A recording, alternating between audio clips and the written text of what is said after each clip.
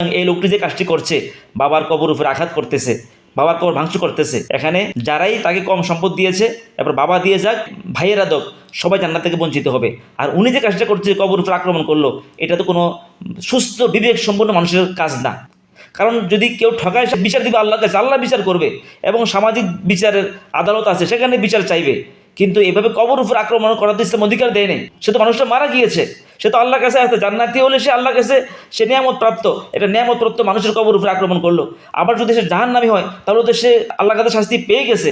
তার কবর উপরে আঘাত করা এবং মৃত মানুষের গালিগালাজ করে ইসলামে নিষেধ করেছেন। উযকুরু মাহাসিনা মাউতিকুম, তোমাদের মৃত মানুষের ভালো গুণগুলো প্রকাশ করো। এর দ্বারা কি বোঝা যাচ্ছে?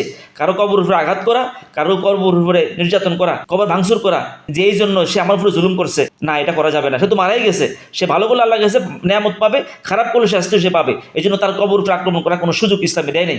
দেখেন ভিডিওটি।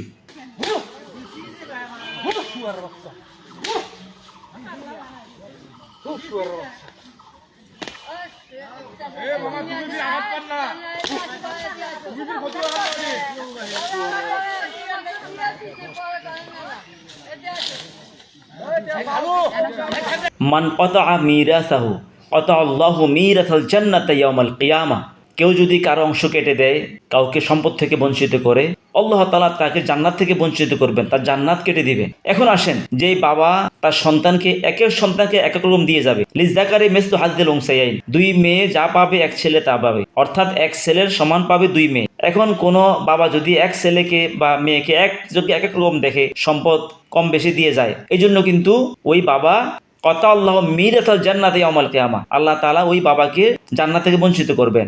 সুতরাং সাবধান, কারো অংশ কেটে দিবেন না। আপনার স্ত্রী থাকলে 8 ভাগের 1 ভাগ পাবে যদি আপনার ছেলে মেয়ে থাকে, আর যদি ছেলে মেয়ে না থাকে তাহলে 4 ভাগের 1 ভাগ পাবে। আবার স্ত্রী মারা গেলে স্ত্রীর সম্পদ থেকে ছেলে মেয়ে না থাকলে স্বামী নেসফ পাবে, অর্ধেক পাবে।